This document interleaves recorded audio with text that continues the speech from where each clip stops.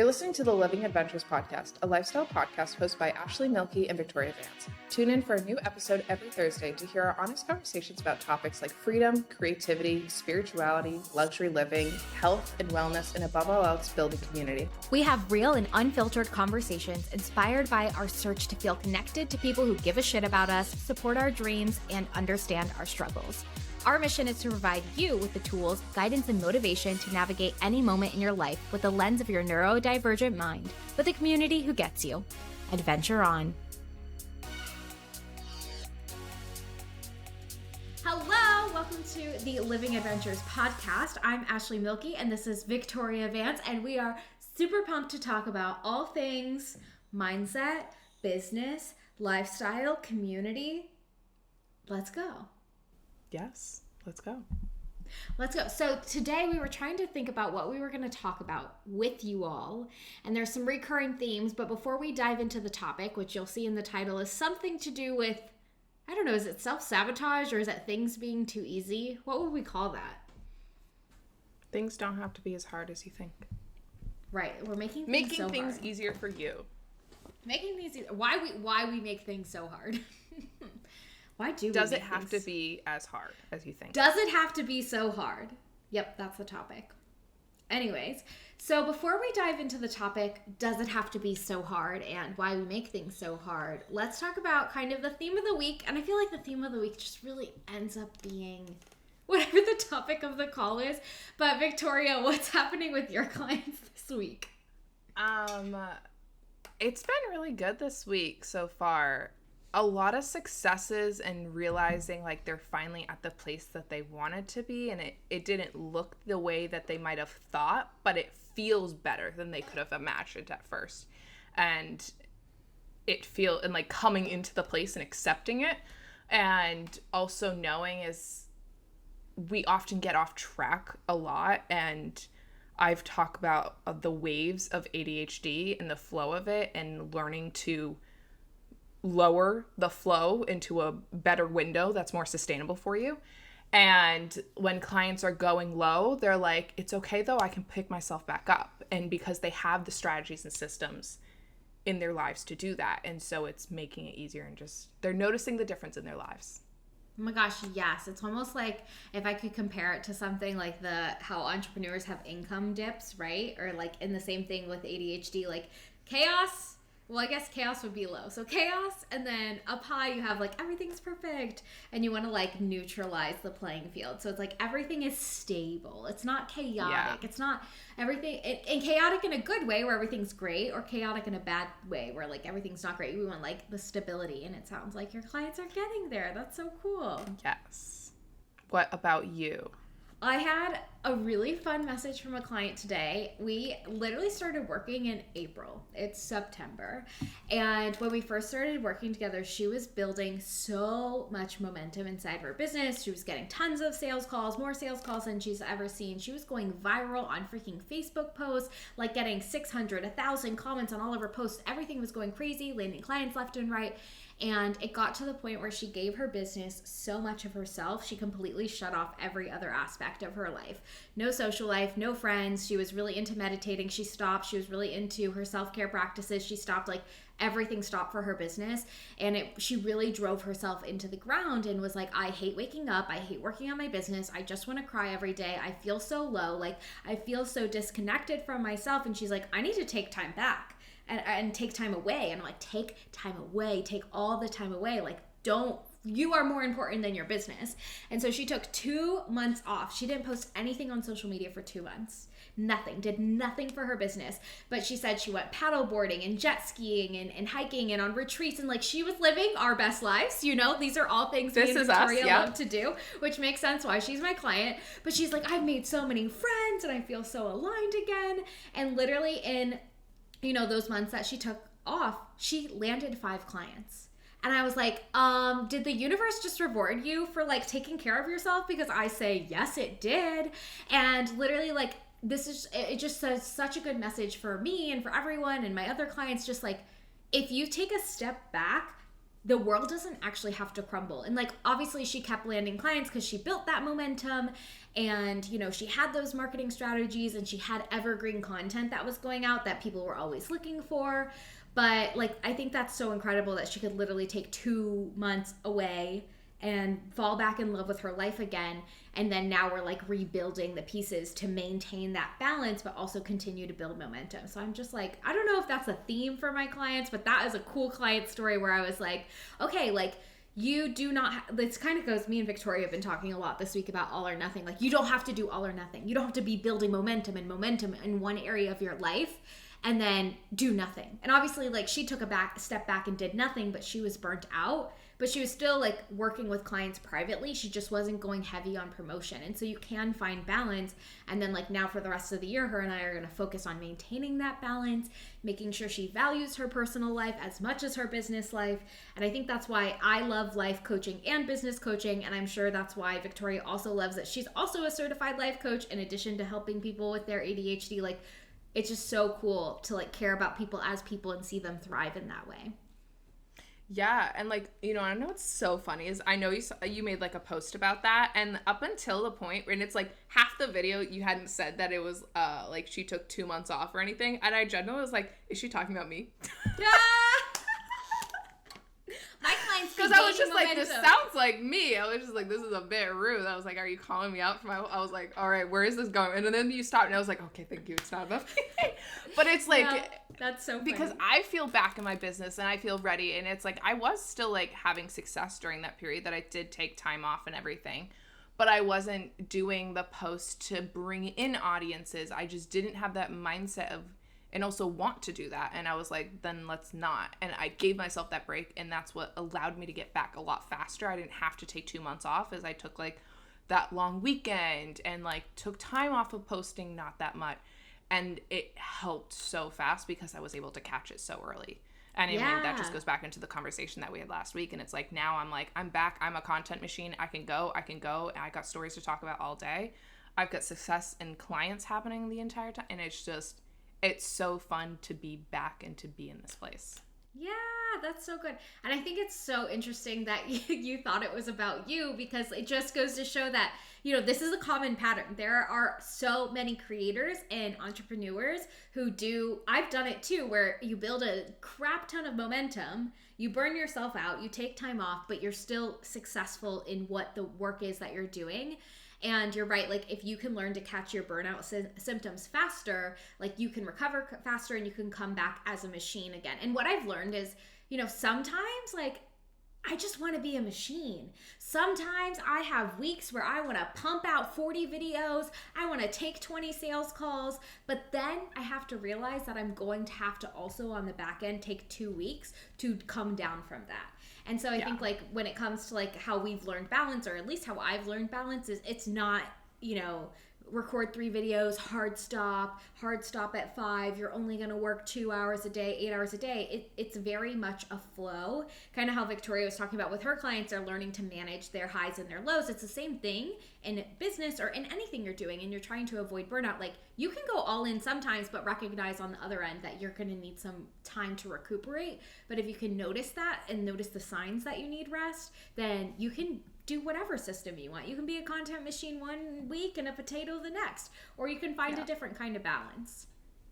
And it's genuinely just finding that happiness in yourself to do that. And it's like, that's also why we both like being life coaches. I'm also like a health coach, and because we can talk about all these areas in our lives, because especially when you're building a business, is I talked about this with a client I signed this morning, is you need to make your business cannot be your personality, but your business is also your life. They do get intertwined so heavy. Like I don't have a personal calendar. My personal calendar is on my business calendar, and it's because it's like I just need to see it all together. Like obviously if I have an appointment for myself or something, like I can't do appointments with a client or everything. And they get intertwined so heavy, but we also need to still like have some separation and work on both sides of it, and know that like if you're going heavy on one side, you might not go as heavy on the other, and finding that balance within yourself takes time. You're never going to get it right the first time. And you're always like, even now, we know a lot. A year from now, 6 months from now, we could still have more things and more techniques. and more ways and doing more things. And that's okay. You're always going to learn and grow. That's so true. It's so true. And like, I've found that like by placing yourself in rooms with people who have gone through hard things, you can learn from their mistakes, or you can learn from their solutions. Like even just like people listening to us talk right now, like you're going to learn things that'll help you avoid the mistakes that we made when it came to burnout and many, many other things. I mean, today I learned, I didn't learn it today, but I was complaining about writing emails for my newsletter to Ashley, and I was like, how do you do it? Because you crank them out. I was like, I want to crank them out. I want to do it, not necessarily like you do. I was like, but how do you do it? Like, I don't know, but when I'm typing, it's just like a block, and Ashley just goes, oh, speech to text. And I was like, are you kidding me? And then today, I sat down, and normally, I'm not even joking, it would take me 2.5, sometimes 3 hours to write that email, even though they're not that long. And it stressed me out so much, took so much time. I did it in 30 minutes today. I love it. That's an improvement for me. And it's like 30 minutes, I still want to get it down, but it's like 30 minutes compared to 3 hours, I'll take that. Right. And that's all because I just brought it up. Right, yeah, you said it one day. And like that's the power of just like who you place yourself around. Same thing today. Victoria was like, oh, remember how you taught me these 9-word emails? Like I'm going to do a 9-word email. And I'm like, dang, I should do a 9-word email today. I forgot about those. That is a good strategy. And I sent one on and I landed clients through it. And I was like, we're just inspiring each other left and right. But like, that's the power of community. And like, I know I have clients who don't have access to community like that, or people on the internet don't. And it just makes me sad because like, this is how you brainstorm solutions is with people who are like doing what you're doing or have done what you've done. And we don't do the same thing. We have very different clients and we work on usually different problems. Sometimes they're the same when it comes to life, but like we can still benefit from each other's knowledge or ideas, or just like ask each other questions. It's so helpful. Yeah. And genuinely saving so much time because of it. I know. I can't believe you saved so much time. 30 minutes is really good. Mine was like, it took me 30 minutes to type it. And then whenever I do speech to text, it's done in 1 minute and 30 seconds. And I'm like, why would I ever type something? I mean, sometimes it flows from my fingers, but I think it's because we have ADHD. Like, my brain works faster than my fingers can type. And so, like, I need to speak it out loud. I've talked about this before, and we talked about this in journaling. We don't like always journaling in pen to paper. I like doing it typing, because I can type so much faster than I can write by my hand. And I told you this, like I asked my therapist, I was like, is that bad? Like I just preferred like doing it on the computer. It works so good. I have a Google little folder for it and everything. And she was like, oh, is it because your handwriting's bad and everything? And I was like, no, it's just like I can type a lot more like fluidly, I don't even know, with my brain. And she was like, well, if it works, it works. But then with writing like these types of sales emails and everything, it's like I have to do verbal processing to get it out. And I'm a lot faster at it. And it's like I can film videos. I can crank out 10 videos in under an hour, like all high education videos. But that's because I'm so good at verbal processing and I can just say the words faster. And so then it was like a slight adjustment of like learning to say like new line, and like doing all of that, then doing the corrections. And so it's like, I know I can get it down a lot easier, but it's verbal processing is very common with ADHD and like needing to do it that way. And that's why we both have success with that. Yeah.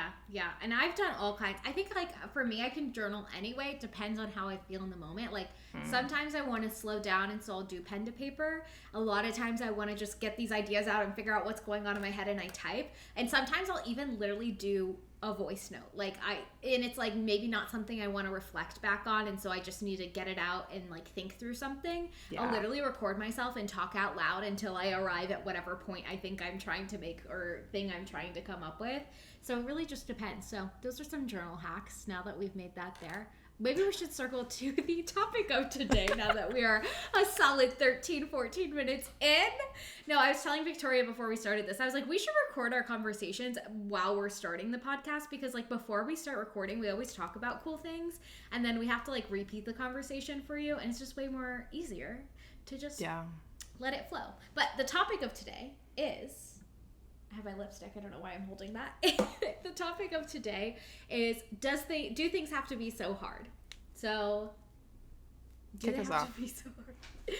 Oh, kick us off. Okay, so the reason why this came up, or I was thinking about this today, was because literally right before two reasons. This weekend I watched a movie, Funny Girl, very, very classic movie, Barbra Streisand. And there's a part in Funny Girl where Barbra Streisand's character, Fanny Bryce, like lands her dream role after working all this time in the local theater. Like she finally gets this big not even audition. They just like give her this amazing star role. And she was like, gets the letter in the mail and her whole family's around her. And she's like, doesn't this have to be hard? Didn't there have to be like suffering? Where's the suffering? Like, I can't just get this. There has to be suffering. You're supposed to suffer, and then you're like, oh, I got it. And she didn't get that, and she seems disappointed. And they're like, you'll suffer later on. Just take the role and run. And then I was like, why do we like to sabotage our success or like think that things have to be so hard? But then literally today, I got a DM from someone who was like, I loved your last reel. It was so good. She's like a super established business owner. And she's like, do you do weekly 30-minute sessions? I would love to have your motivation, have your support inside my business. And I was like, well, that was freaking easy. And then I was like, yeah, well, first let's like book a strategy session, see if we like each other, right? And see if we like each other's styles, and then we'll talk about doing it long term. And she's like, awesome, I'm in. And I was like, why was that so easy? And like, you know, it has been easy like that before, but I don't know, like sometimes it still shocks me. Even like I had a reel go viral today, and I was like, what? Where's the, and I was like, we forget about all the suffering that happened before this really easy thing happened. It's like, wait, girl, I've been posted on TikTok all week and it's been getting 50 views. I deserve that 40K to make up for all the videos I made. But yeah, so I was thinking about that, and I know a lot of my own clients make things really, really hard, and because they have the idea that things have to be so hard, they sabotage themselves. But I don't know, what do you think, Victoria?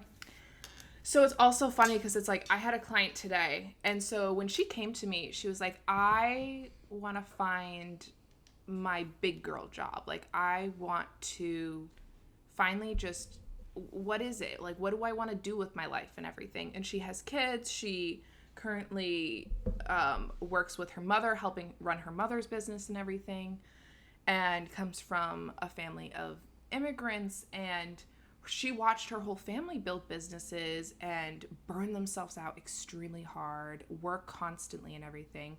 And she was kind of scared of the thought of starting her own business for a long time. And we were working through some money beliefs today because she constantly feels that she has to go back to school and get a degree to get a high-paying job, even though she has so much experience in so many things. And we realized, one, that's like not even the life that she wants. She doesn't want to do that 9-to-5 life and everything. But in finding her hidden money beliefs and reframing her legacy, we noticed that everyone in her family who made a lot of money, like, works so hard, has no time with their family, working themselves to death constantly. Like, it has to be that way. And so not having that place in her life or people in her life and seeing that it doesn't have to be that way has been hard. And so I had and she's thinking about becoming an OBM, so I have her talking to my OBM and like learning what that's like, things that she does to also get like the vision of how she runs her life, and it's not that her business takes over her life and everything. And it's so interesting how it shows up in our lives and like how we have to slowly get there to realize where the issues are that are making us believe that it has to be so hard. Dude, I love what you said about like how she never saw anyone in her life have it easy. I can totally relate to that. I mean, my parents are both like blue collar workers. They worked all the time. They even missed like my school like performances. I was in musical. I was in the marching band. Like they missed those things because they were working.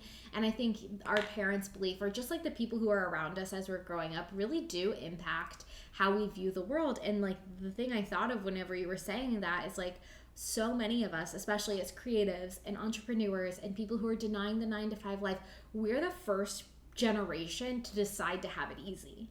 Like we're like actively deciding like, no, I don't have to work 8 hours a day. No, I don't have to have a job I hate. No, I don't have to have a boss. And like, that's hard to do, especially like, I even think of like, okay, like we give so much credit to first generation college students, as we should, because they're entering a whole new world. Like first generation entrepreneurs, first generation creatives, content creators, I'm going to decide not to do a 9-to-5 life. Like not only are we entering this world where we have so many new things that we're trying to understand, But on top of that, we're like trying to dismantle the beliefs that society told us, that our parents told us. You know, I always thought like climb the corporate ladder and then you can become a CEO. And then so in my mind, there's this big ladder I have to climb. And then all of a sudden it's like, well, you can just be the CEO. And like, it's like, wait, are you sure? And I think that's also like, in addition to self-sabotage, like this is where a lot of imposter syndrome comes in, because all of a sudden you're like, well, you can just claim what you want to be and go do it. And it's like, well, are you sure? Because you told me I had to suffer. They told me I had to climb all these ladders, get all these roles before I could do the thing. And now you're just telling me I can do the thing. But why is it that easy, you know? And I have another client who's starting her own business, and she's coming to me and she's like, last week I got 3 job offers of like things for inside her business, not like other 9-to-5 job offers. And she's like, I haven't even finished my website for it. I haven't even done this. I barely. And I was like, because what's holding you back is like yourself right now. Yeah. I was like, you did that without trying. What would happen if we gave just 20%? I'm not joking, 20% in trying. And it's like your whole world can open up fast. It doesn't have to be marked by a certain thing. You don't have to have a certain achievements. I mean, you need some, right? Like we talk about this, like if you want to become a coach, get certified.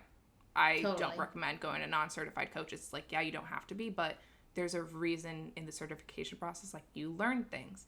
And you don't have to go to giant institutions anymore. And it's like, even though we both did, mine definitely was not as big as yours, but there are things that are holding us back because of belief systems that are not helping us and they're hurting us, and it takes time to break those, and it takes a lot in ourselves. It's not, and I think when I thought it was like a lot, I had to like beast mode like a lot of it, and I was like, no, I just have to slowly guide myself into a new way of thinking, which is hard, but not as bulk hard as I thought it was. Yeah, and I think that's a good way to put it. Like, if you are someone who's thinking like, oh, this is too easy, you have to really like, okay, what are the new beliefs I need to adopt to think that it being easy is okay?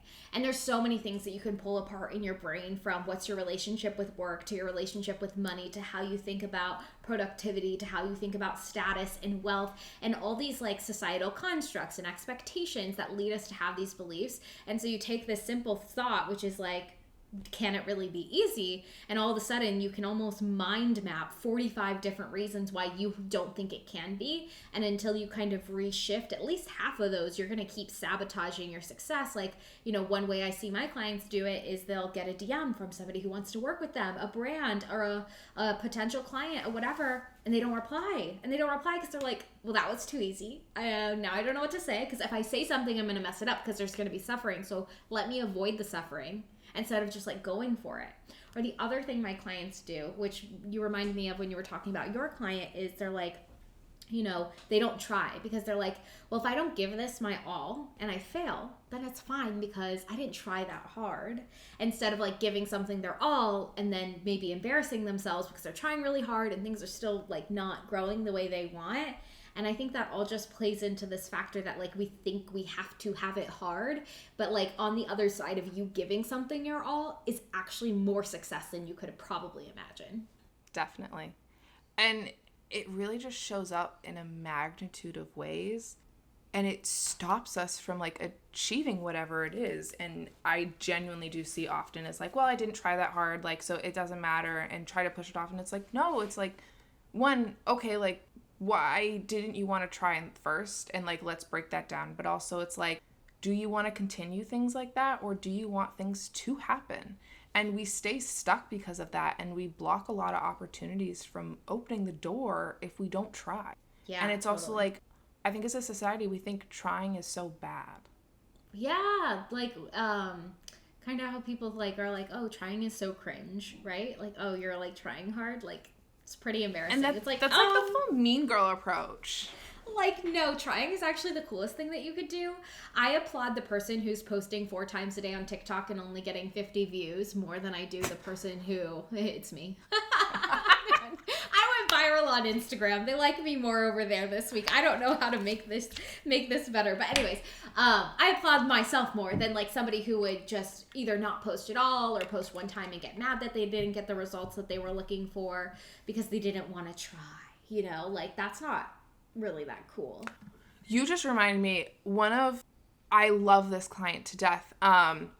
She came to me and she was like, I just got an insanely cool opportunity and I don't want to mess it up. And like, those are some of my favorite clients to work with, because it's like, I got this.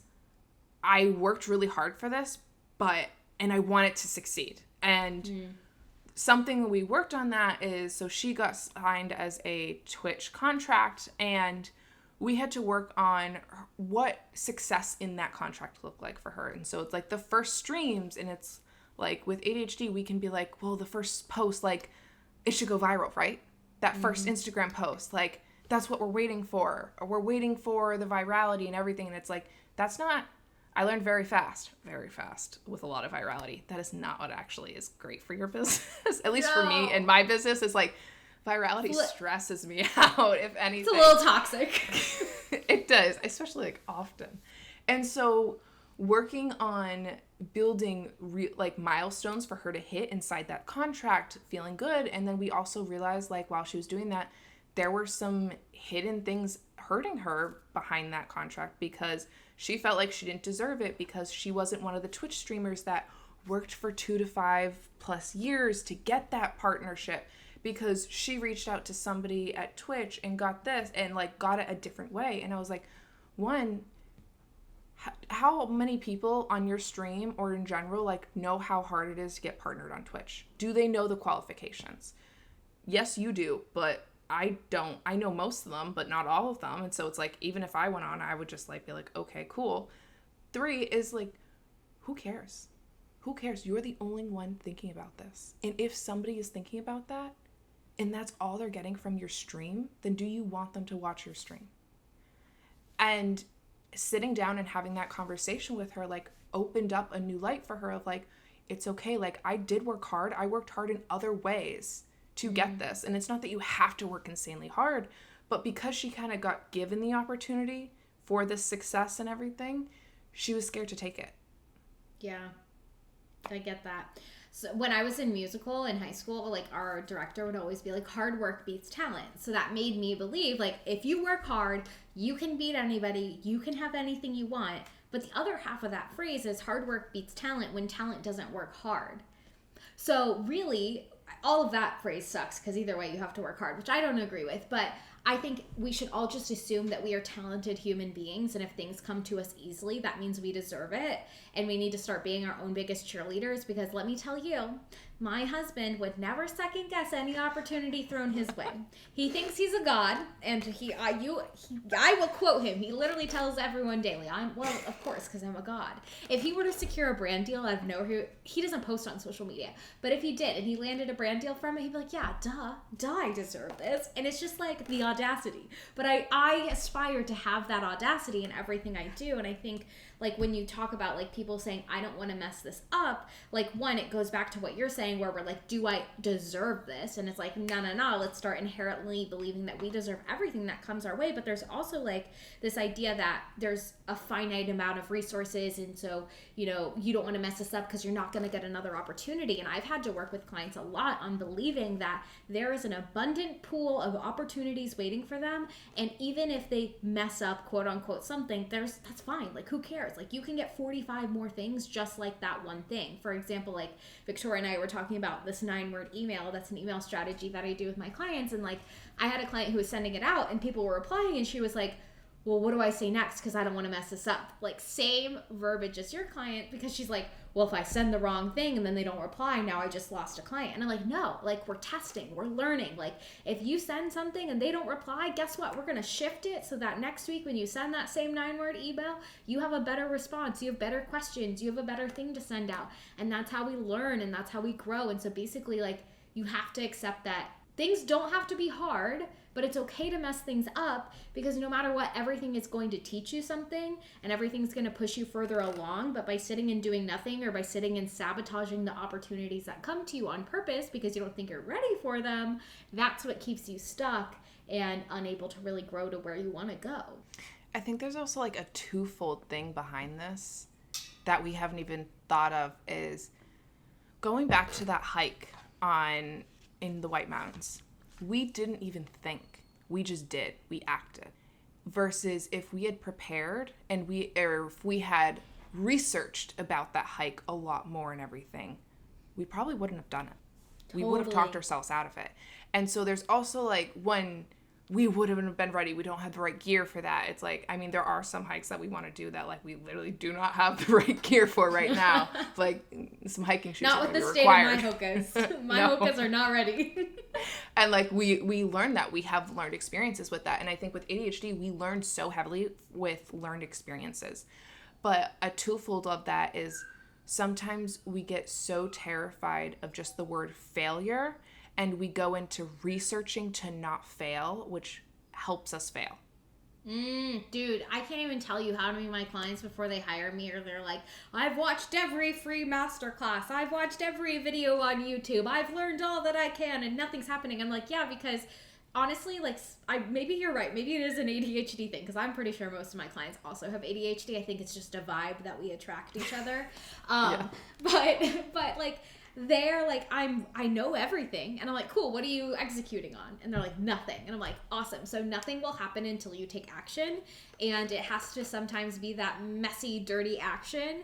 And when you take that messy action, you could be gifted a really easy, wave to whatever growth you're looking for. Followers, clients, success, promotions, all because you decided to stop researching, like Victoria said, can sometimes be our downfall, and just go for it. And it's funny that you mentioned the hike because, like, yeah, I think if we, like, would have known that there would have been people with poles and backpacks and it was like 2,000 plus feet tall and one of the hardest hikes on the White Mountain, like, yeah, no freaking way we would have gone. But we were literally like, oh my gosh, we're gonna go see the biggest waterfall in all of New England. That's gonna be fun. And like, I wish more people would approach their life in these opportunities that are handed to us. Like, oh my gosh, we're gonna go see the biggest waterfall. That's gonna be so fun. Like, when we think about, both Victoria and I have gone viral, like, before all the chaos of going viral happened, we were like, oh, we're going to go viral. It's going to be amazing. It's going to be so cool. It's a pretty big mountain and with a waterfall. And then, like, you go viral and, you get hate comments and you get trolls and you get applications. You don't know what to do with all the people, like, all the things. And so it's like, if you experience going viral, would you want to do it again? Maybe not. But if you approach every situation and let it be as easy as just, hey, I'm going to go look at a pretty waterfall today. Like, maybe life gets easier and you allow it to be easier.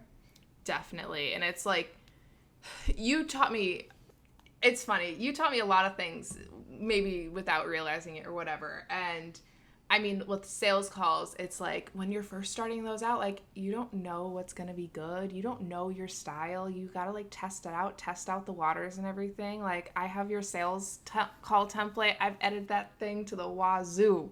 Completely different. The only thing that's same is like the blue text box. Like, hell that's yeah. The only thing. And like the name of the person, the name of the client. But the second thing is like, right, that virality is like, I wanted that so bad at first. And you made a post of like one of your clients going viral, getting 400 applications. And I was like, bet I'm going to do that.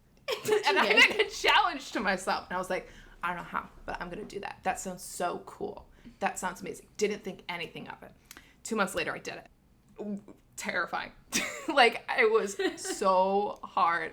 It was so fun and amazing, but I learned so much in that process and grew my business a lot and had to hire an employee and do a lot of things. But it was also like, whoa, I wasn't really ready for that. Just like the hike, like we weren't fully ready for that hike, but I managed it. I got through. I did the best I could.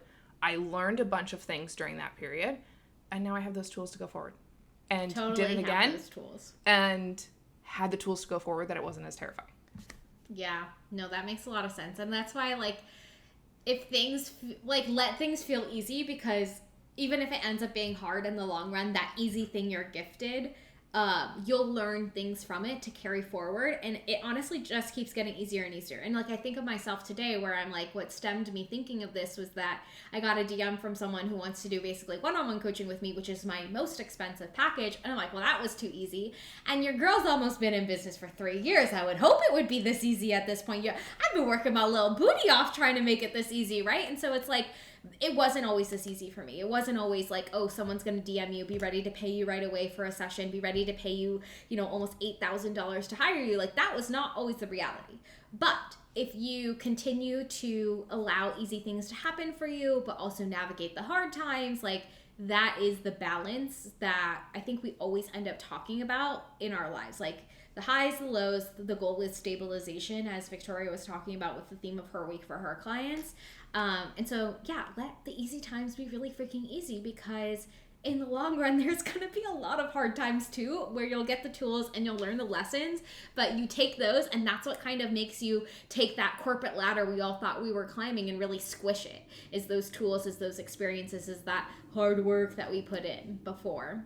And maybe there's no hard work. Maybe you just go viral the first time you post on freaking TikTok, which is happening to one of my clients right now. She was like, oh, I'm not going to start my TikTok until my website's done, because I know I'm gonna go viral, and I need to wait. And I'm like, I believe you that your first video going viral. And then she posted, she goes, yeah, so my video is going viral. And I'm like, oh my gosh, I love that for you. But also, like, that was her mentality going in. She's like, I'm gonna hold the reins on this, because the minute I post, it's gonna pop off, right? And it did, and that's good. And maybe you think that and it doesn't pop off, and that's fine. But like, that mentality, I think, is half the battle of making things feel really easy for yourself. And something also, like, you've said so many things, like, constantly it's talked about in content creator world, TikTok, like, you can't sell your high ticket offers on TikTok. You can't. It doesn't happen. I do it all the time. Yeah.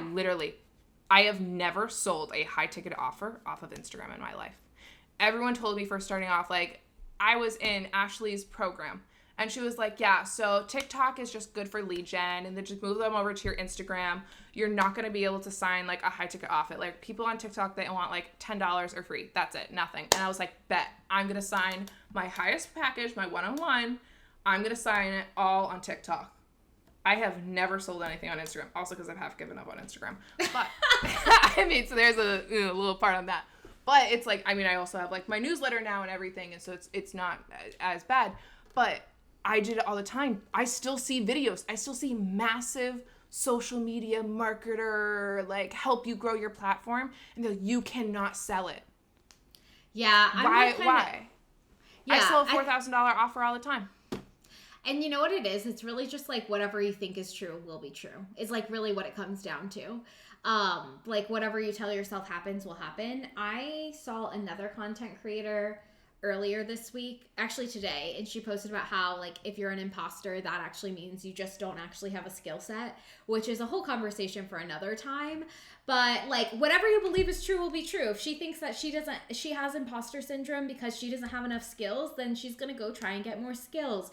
If you think that you need a crazy funnel to land clients, you're gonna need one to land clients. If you think you have to have a website, you're gonna have to have a website until you learn. Wow. And even if you think things have to be really hard for you to be successful, they're going to be hard. Like, I think that's the basis of the conversation. What you think is true becomes your reality. If you think things are too easy and so you have to sabotage it so it's harder because you think you have to suffer, that's exactly what you're going to subconsciously do until you learn how to have, like, a default thought that is, oh, yeah, of course this is easy. Like, you want to get to the point where, a video goes viral. Let's say if you're a content creator and you're like, of course it went viral. That's my reality. I get a DM from somebody for one-on-one coaching. Of course they want to hire me. This happens all the time, right? And you want to start, like, anytime you notice yourself being like, wait, is this too easy? You have to go, no, of course it's easy. Of course it's easy. Of course I got this brand deal. Of course this person is reaching out to me. Of course my clients love me. Of course my team is doing all the things I told them to do, because I don't accept anything less than that in my life. And if anything less than that is happening, that's not my reality, and I reject that reality until what I want happens. And it's like something that remains true is like, if it's meant to be, it's meant to be, and it will be easy. You don't have to go out of your way. And like, my thing of me thinking for a long time that I couldn't sell my biggest offer on TikTok and pushing myself on Instagram and 2 platforms, which was burning me out in my business, is because I kept researching, like, the funnels and everything. And I was like, you know what? Like, my dream clients, where I want to grow, like, I know they're on TikTok. I know that. So I am going to put all of my eggs in one basket. Terrifying. And literally within 2 weeks, it happened. When I stopped posting on Instagram. And I was like, I'm just going to go all in. And it happened. And it's like sometimes you have to stop researching. Sometimes you have to turn off your brain and just make those actions and just start somewhere. Dude, totally. Wherever it is. Take that first step forward. And I think that's also like, in what you're saying, it's really important to like know your own intuition and know yourself, which I think is a lot of times what I end up working on with my clients anyways. How can they trust their decisions? Right? There's so much noise on the internet telling you how to solve your problems, how to do things, how to be a better person, what is your problem, how to, like, all of those things. And you have to trust yourself to know what you need to solve things or to take action on things, right? Like Victoria was like, I think my people are on TikTok. She followed that. It was a great idea. She should have followed that, you know? And like, if you're thinking, oh, it's time for me to pivot in my business, follow that, pivot your life, follow that, make a change, follow that, you know, things. People are going to tell you so many things, but until you learn how to tune into what it is that you need, what it is that you want, you are going to get so strayed and frustrated and feel that resistance of things being really, really hard. When things are easy, that's exactly how they should be. Like Victoria said, you're on the right path. Everything's working out, because a lot of times, like even in my own life, like when I trust my intuition and I follow what I want to do and I stop hiring people and I stop downloading things, it's like things happen really fast. And I'm like, oh, that's really easy. That's really weird. And it's like, yeah, you're trusting yourself. This is what it's like when you trust yourself. Things happen fast because you are the expert of you. And it's so true. And it's like, it goes into something we talk about a lot, which is when we are not in alignment with ourselves, everything is hard. Everything in our life becomes harder and everything. And I had a video, which was so funny that I mentioned this. And like, this is a huge topic to dive into, is like learning to trust your intuition and learning to find that voice within inside yourself. And I say that because I had a video that, I'm not joking, January 2022 of this year went viral. And I was talking about trusting your intuition with ADHD. And it went viral in a slightly negative way, where almost all the comments were saying like, we have ADHD. We were literally told our entire lives that our intuition is wrong. Dumb. And that's so common. And like, that we think that intuition is dopamine and we chase after it too often and whatever. And I think we mistake like what intuition is with other things, but also people in our lives, like they're like, no, it has to be harder. You can't trust yourself. You can't think for yourself. And so we shut that self off. And so it's like a lot of what we do in our sessions is opening that gate to open up that conversation, to have your intuition allowed to exist, to have a place for it, and to find a place for your voice and your thoughts to exist. You know, sometimes I really wonder like how different, and I'm sure we'll learn a lot through this podcast together, how different, and like being friends we do too, but like how different our experiences are, because I was not diagnosed with ADHD when I was a kid, and I just kind of vibed, and everybody just thought I was like a high achiever, and they thought I was vibing, and they thought I was cool. So of course I have good intuition, because I'm just over here getting my straight A's, getting in trouble for talking too much. But other than that, you know, losing recess sometimes because I'm a chatterbox. But other than that, I'm a gem, right? And like, no one ever told me I can't trust my intuition directly, but my whole life I did. And I think like one of the big reasons I did is because I'm a star that was trying to fit in a square. Like I thought I was dude, I almost tried to be on Broadway. Like I got into musical theater school. Like I was literally going to graduate high school and go train to be in musical theater and then go be on Broadway. That was my path. But everything was so hard because I am the star, but not for Broadway. And so that square didn't work out. Or then like my 9 to 5, so it's like all these paths or all these containers I found myself in. You know, everyone in the music department, go to musical theater. Everyone in college, get a 9 to 5. These containers we find ourselves in tell us who we have to be. And like, even if it's not your ADHD that always told you couldn't trust your intuition, there's so many other things. And so then you like think that you're stacking all these other things on top of the fact that you have ADHD. Like, of course you don't trust yourself. Of course we struggle with like wondering if we're doing the right thing or why things are so easy when they become easy, because they've probably never been easy. Like if we really get to the root of it, like if you're the first person to take step in doing things that make you excited and happy in your life, and it's easy, it's probably the first time in your life. And I think that comes back to what we said at the beginning, which is like, you're the first to have it easy. And it just feels so wrong and so weird. And you just clicked a memory inside my head. the first time I felt like I was able to start making like I was brought up in a place where I was allowed to, like, my intuition was existed because I was diagnosed and everything. But I lost that in college because of a lot of anxiety and imposter syndrome in design school. And in senior years, last semester, you know all of the drama of that. I'm not going to get into that here, but I was in my worst state of mentality. It was during the pandemic and everything. I was crying on a daily basis. And the last month of school, they were bringing in professionals or whatever to talk to us about, like, finding careers, finding 9-to-5s, whatever, like resume building things, whatever.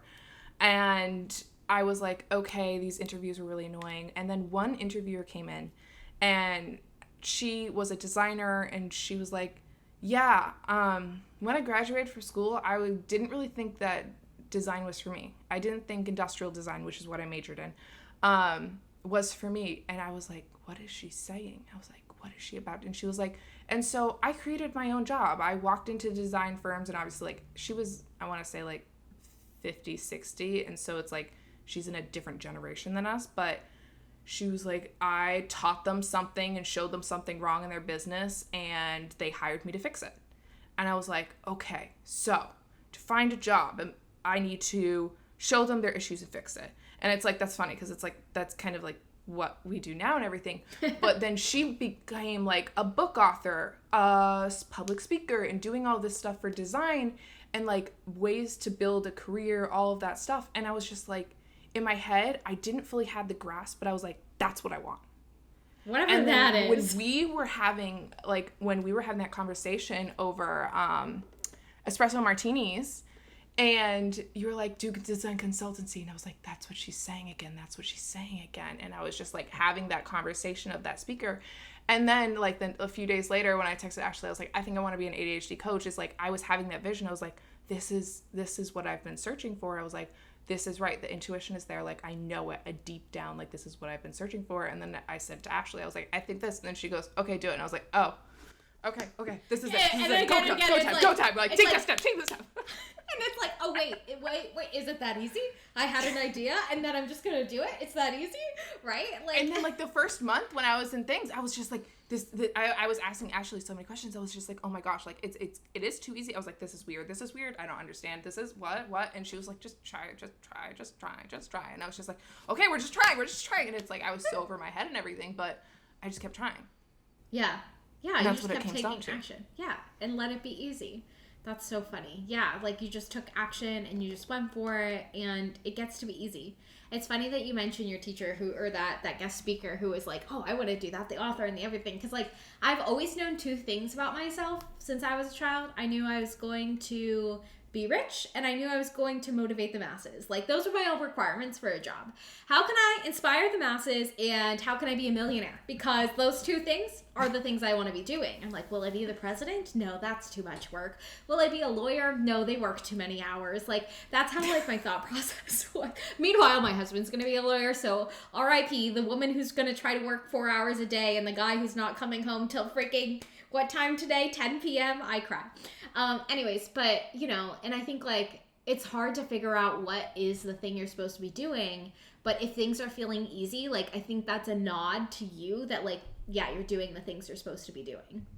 Yeah, definitely. And it takes time to find that, and we both found that around the same age and everything, but it's like, my mom found that in her business at like 50 years old. I have clients doing it at 40. I've had a client who was 60 who wrote a book and everything. And it's like, you can do it whenever. You don't have to have all the prerequisitions that you always have. I saw a TikTok the other day, and I meant to send it to you because the way a lot of TikToks start is like, you say a hook and then you basically say why you're qualified to say this stuff and go into that topic. And so she said her hook, and then she was like, I'm an author and podcast host. And I literally just paused the video, and I was like, these are qualifications these days. That's it. Just say it. You're an author and a podcast host. Like, host a podcast. Anybody can write a book. And it's like, we've talked about that before, and it's just like, anybody could host a podcast. Like, there's not, the things that are stopping you, it's not always you. I mean, it is. It's always you. It's not always other things. It's not always other things. It might be you. Yeah, right? And like the thing is like at first a podcast seems really overwhelming. But then once me and Victoria we don't know what the F we're doing. We figured it out. We're like, okay, it's not that hard. You could literally just there's a website, you buy the website, you press record, you go edit some stuff, like it's not that big of a deal. And if the more you start to look at things of like it's not that big of a deal, it's really not. Anyone can write a book, anyone can have a podcast. And something I always tell my clients, because they always come to me with like, well, first I must do this and then I do this, and they almost build themselves a stupid little ladder to success. There are no ladders. Stop with the ladders. You don't need to climb anything. I always ask them like, what's the thing you always wish you could be doing? Like 10 years from now, what do you wish you could be doing? They're like, a motivational speaker. I want to write a book. And I'm like, do it now. Do it now. If you feel like you have it within you, the confidence within you, the mindset within you to do it now, do it now. If you want to get out there and be a motivational speaker one day, start pitching local organizations today. Go to freaking wherever the people you are that you want to talk to, book those things now. If you want to have a podcast in 5 years, start it now. There's no reason why you have to, hit these check marks, these milestones, these benchmarks before you have the things you've always wanted to have. And I constantly have to remind myself that in my business. This might be the ADHD, but I get a lot of ideas over here, and I'm always like, okay, well, I want to be this thing and that thing, and then all of a sudden I'm like, Ashley, stop that, the one thing you really want to be doing, what is that? I'm like, oh yeah, inspiring the masses, let's go do that, right? So as long as I'm doing that, I'm on mission. But like, you can get real distracted. Don't allow yourself. Don't create another corporate ladder. You deserve more than a corporate ladder. You deserve a little shortcut, a little rollerblade to the top instead of a climb. And so if it's easy, let it be, man. Let it be. And if you do get caught up in those cycles, because I know we both do sometimes, and it's like, that's one why we like to have each other, is like we have each other to call us out on it. And it's like sometimes I do that and she's like, just do it, whatever. Like, don't think about it that much. Stop it. And I'm like, okay. And I'm like, oh my gosh, like the other day. But then I'm like, and then I go home, I'm like, we're gonna do it. No, the other day we were both in our head. Remember with the brand deal? We're like, we need to start pitching brand deals. And we're like, but we're scared. And we're like, we should just do it, right? And then we're like, okay, we're gonna type this out together. We're gonna sit down. We're like body doubling to the max. We're like literally doing the same thing. I'm like, what are you writing in that part? Okay, let's send it. And guess what? We sent the DM. I did not get a reply. I didn't even get a read. Nobody saw that message. Oh, it went I did not nowhere. even check mine. I checked it like product. the day of. Right? So, I mean, like, it's really funny we failed. Like, if you looked at it that way, like, we failed, but, like, whatever. But we literally knew going into this, we're like, okay, so if they don't reply, we try again. We try another brand. We try a different approach. We try things. And it's like, whatever. We don't care. Like, there is nothing, there's no harm by trying this. Mm-hmm. There is nothing I can lose by sending that DM. And then we booked a meeting with somebody else, and we learned actually how much we should actually be doing. And we were like, oh, okay. We learned a lot. And it's because we took that first step, we were comfortable doing that next thing, learned a lot, and now we're taking a next step. And it's like, guess what? I've already failed some brand deals. I'll say it. I don't care. Yes. And I've said no to some too. And I said will no. keep doing that. I just got a brand deal offer today. It's not aligned though, and it's like only for $100. So I was like, absolutely not. And there's like non-negotiable, and I was like, get out of here for $100. And they want 1 reel and 3 Instagram stories for $100. And it's a very well-known company. I'll tell you whenever we get off the podcast, but like a very well-known company. I'm like, this is dumb. But anyways, but it makes us more confident, and I'm glad we did all of those things, because it really did lead up to things that will be easier in the future, right? Like, obviously, we want a world where us maybe securing a deal with a brand we're really excited about feels really easy, and it flows to us, and it happens out of nowhere. But like, you do have to take those foundational steps to, one, build up your confidence that things can be easy, right? If we never sent that first brand message that was a flop, I don't think we would be as confident. It wouldn't have led us to booking a call where we learned our worth for our posts and our platforms that we've built over the past couple of, well, years for me, but months for you, And so I think it all comes back to like, you taking action will lead to things being really, really easy, and giving yourself space to not fail, but really learn. And I know Ashley is all for this, of like taking massive steps. Sometimes I'm sometimes slightly more reserved than Ashley, and it's like I'll make a slightly reserved one of my trying, and it's like I signed that first client one-on-one client at $700. I told Ashley that, and it's like, now I'm like months later, I'm like, yeah, that's kind of embarrassing to myself that I undercharged that much. But that's where my confidence in all I could at that point. Totally. And it's like, there was a lot in my head. And it's like, I know it was undercharging myself. And I went into that knowing that. And I knew that, like, the system I was going to use to start going up and building that confidence. And I did. And I gave and it's like, it's okay to be scared. I'm going to keep growing. I'm going to keep learning. I'll suffer a little bit in the meantime, but like, that's what I need right now. Yeah, and I think it all comes back to intention. You know, like, you started off way lower than I would recommend for somebody coaching someone for 3 months, but your intention behind it was to build your confidence, right? So as long as you have that intention, and you always had intention to increase your pricing, which is very different than what a lot of entrepreneurs do, which is they lowball themselves and they stay in the lowball. But like, for example, I started doing intuitive business readings where I literally pull out tarot cards and I read tarot cards for people. I'd never done that before. And so when I first started selling those, I sold at $88 for a 30-minute session.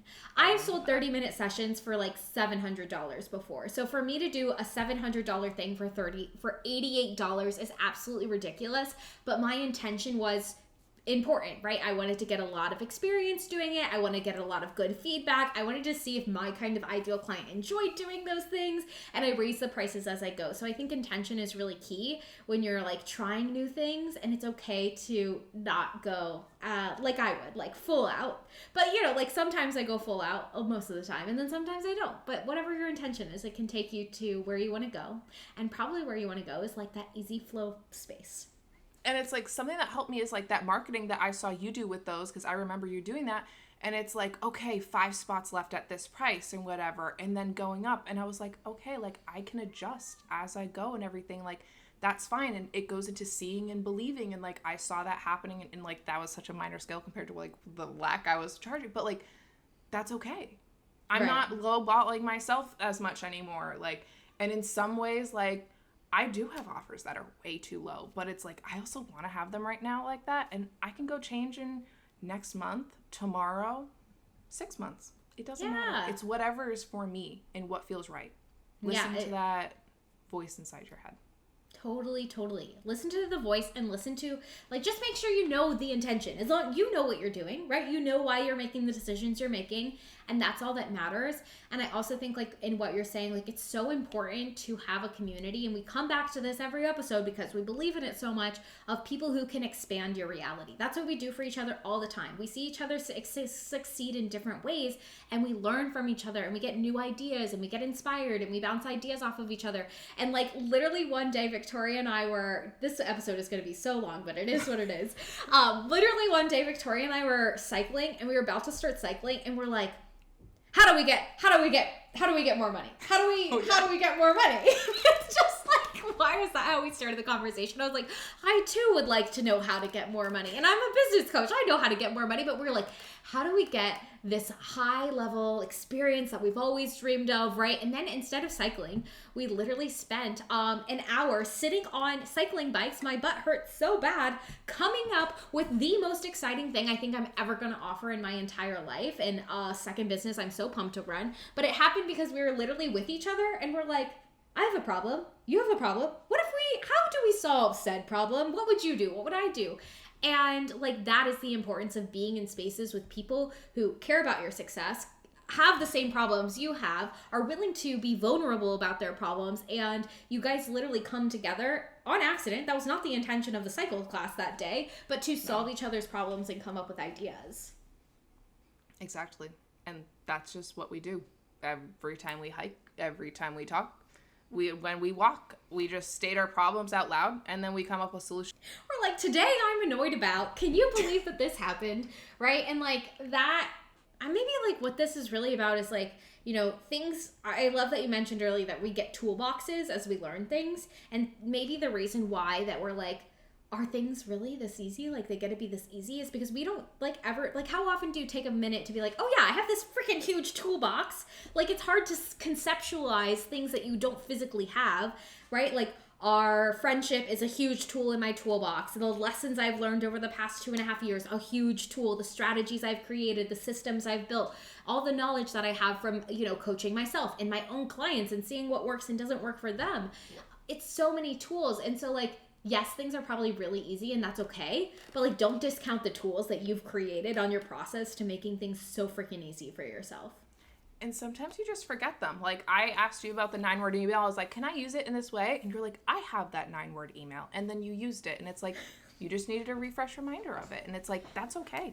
There's we have such big toolboxes that we forget some of the things because we haven't used them in a while. Right, there's so many tools in there. But the reason we get those tools is like the lessons, the taking action, the doing things scared, doing things messy, putting ourselves in communities where we're like, I know I need to be here, but I'm also a little scared to be here. I think like the first mastermind I ever joined was for 6-figure entrepreneurs when I had literally made only $9,000 in my business. I don't know who let me in there, but they did. And I was like, oh my God, I can do anything. Like I was just like looking at all how successful they were. I'm like, it gets to be that easy. Of course it does, right? But there's so many entrepreneurs who like don't have access to people who are successful in business, so they're just sitting at home alone, and they're like, "Oh, I'm all alone. Nobody gets me." But like, that's not true. There are spaces for you to feel connected and grow and all those things. And it takes time to find them, and it takes time for you to find out what you need in them, and to get out of them and everything, and that's okay. Okay. Yeah. This has already been an hour. R.I.P. whoever has to edit this. I'm crying. I can do it. It's fine. It's yeah, whatever. It's all good. In case you care about the behind the scenes, we take turns editing this. We don't have a podcast editor or anything, and no, we are not looking for one. But stay tuned. So okay, hyperfixation of the week. I will start because mine's changed since our hike. The reason I was watching Funny Girl this weekend was because I got obsessed with the Funny Girl drama happening on Broadway. Because Lea Michele is the new Funny Girl, and I was like, okay, well, who was the Funny Girl before that? And then, like, it was, like, this other girl, and then, like, I guess, I don't want to say she wasn't good, because I don't know how people will receive that, but apparently there was some not-so-great critic reviews of her, and so she stepped down, but then there was other girl, Julie, who stepped in to take over for a month before Leo started, but all of this was very confusing to figure out, so I had to do a lot of Googling to figure all of that out, and I was like, fascinating, and then there were, like, all these YouTube videos comparing them, like, Barbra Streisand, Lea Michele, this Julie girl, and the other girl who was the original Funny Girl, Fanny Bryce, and they compared all 4 singers singing the same song, and I was like, this is fascinating, and I was like, I don't think I've ever seen the whole Funny Girl, so then this weekend I watched the whole Funny Girl, and I'm like, they don't make musicals like this. This was so fun, like the little symphony in the background, the little, how they sing back then, and like, not saying we got to go back to how things were, because, it's not really a great time in the 1950s for women, but I was like, this was very wholesome and very cute. But I learned, and then I was like, now I need to learn about Fanny Bryce, and Fanny Bryce, she was married to this guy, and in the movie, they make him seem so amazing, like such a nice guy, like super wealthy. Turns out, he was just spending all her money. He wasn't a nice guy. He was like just taking her money, spending it. He was a criminal, like all these bad things. But I think like he found out they were making the Funny Girl movie or musical, and he didn't want to be portrayed in the bad way, and so he was gonna like sue them or something, or maybe it was his like son that was gonna sue them for portraying him in a bad way. And so that all those details may be wrong. It was a very quick Wikipedia search on that, but I was like, this is fascinating. Wow. Yeah. Damn. Useless facts brought to you by my obsession of the week. After our hike, I was watching YouTube while I took a bath to help my muscles, because they were in so much pain this week. Oh my God. Yes. I found this video, and it was like how to escape North Korea, which I watched, which was very interesting, and then led me to I can send it to you, and then that led me down another rabbit hole. There is actually, because one of the girls that he talks about and how she escaped and everything, she actually lives in New York City, and she has a huge YouTube, and she's a activist for talking about and showing what happens and like how everything really is there. Fascinating. But that led me to another video, which is what I actually want to talk about. 50% of the world live in a very small circle on like the world. Like, if I said like, where do you think, if you had to draw a circle, where would the circle be of where like you can capture them, like more people inside the circle than outside the circle? I feel like would it be like somewhere in Europe? Like, not Europe, but like, yeah, like, no. Would it be like China? So it's like, I'm like, I don't know. A little bit below, like, I think it's like Siberia and everything. It captures like, so the guy talked about like I guess I can like, we can tag it in the episode when this releases. We'll drop it in the show notes. The original circle that was drawn included Japan, like parts of Thailand. There's a cool island that has like as many people in it as Russia does. So Russia's not even included in it. And like this little teeny island has as many people that live in Russia. And like they include that and everything. And it's basically like a lot of Southeast Asia. And then another person who was really interested in this topic, like this professor, he actually drew a map of like how can he shrink the circle but get the same amount of people in it. And he did it. And it was just wild. And then there's a lot of talk about like why it's in Asia, and it's because like rivers and everything, and like people, there's a lot of history behind it, and it was just so interesting to watch. Yeah. Fascinating. Yeah, I definitely I would like the reason because like you would think like Europe because they have so many cities, right? But I guess there's a bunch of rivers. Wow, this is very complex. And it's also like because I watched videos in the past like few months about like so most of the U.S. population is on the East Coast, and that's one due to like the land and how that's set up and everything, but also like because the Midwest there's like a lot of farming that was built out for that, and then it's like the Great Migration West and everything, but there's a lot more rock like mountains, and like the terrain out there is like you can't just like build houses in like a village fully on a mountain, like a mountain big and rock. everything like and so like that stops a lot of that, but like with that Great Migration, how many people left and everything, but it's like still so heavy on the East Coast and everything, and like it's generally because like geography and everything, but also like the history of like not that like America was first established really on the East Coast. It was here already, but yeah, it's very interesting. I don't know. That's just what I'm learning. I'm learning weird geography things. I should learn geography things because I am geographically challenged. I do not know where anything is. I do not know where I'm going. Are you really? I hate those types of people. No, well... I don't like when you're it's like... when you're constantly lost. I'm not constantly lost. I know how to read a map. I'm good at subways. The worst thing I hate is when people are bad at knowing how to get around on a subway. Sorry to my sister-in-law if she's listening to this. She's the worst at getting around on subways. Like, her and her husband act so confused, and I'm like, it's a map. Like, you just gotta read the map, man. But I'm more like, I think like intuitive geography. Like, you know how I say like if you say pick right or left, and I tell Adrian let's go left, he said okay, we're gonna go right. Like, I'm just a little backwards on I know that. Like that part, that's fine. But I also cannot tell you where a lot of countries are, though, to be fair. Like, I can tell you a lot about Midwest states and where they're at, and most people cannot do that. But I'm from Ohio, so that's a little different. Oh, gosh. No, I know a lot about geography. I've always found it, like, very interesting and everything, but... All right. Anyways, well, this was fun. How should we end this? I will end this by saying, I hope you enjoyed today's episode. I hope you feel inspired. I would love for you to tag us on social media and tell us one takeaway. As I do in every coaching call, I always say, what was your biggest takeaway, your new breakthrough, new perspective of the day, favorite lesson learned? Go comment that moment. Aha, baby. Go comment that on our social media channels, Instagram, TikTok, YouTube, wherever you are. Drop it in the comments. Drop it on TikTok. Tell us what you thought. And then also make sure you give us a 5-star review because you love us, and that will make me feel really good. And, you know, that's kind. And tell us what you love about the podcast or what you want to hear next. I would love to tell you what next week's episode is going to be about, but I literally cannot tell you because we make it up as we go, as we should. Because we practice what we preach, baby. And, you know, maybe we should do more planning, but we have a list of ideas, and that's really what we run with. I think that's it. Anything else? I think if you wanna, you can write your aha moments, and if you wanna write your what you're gonna take a chance on yourself, if you wanna write your action step, your first foot forward, go for it. Let us know. We'll cheer you on. We'll cheer you on so hard. unfiltered. We're here to motivate the masses. Never forget, you're the masses. Have a lovely week. We will see you next week. Ta-ta for now.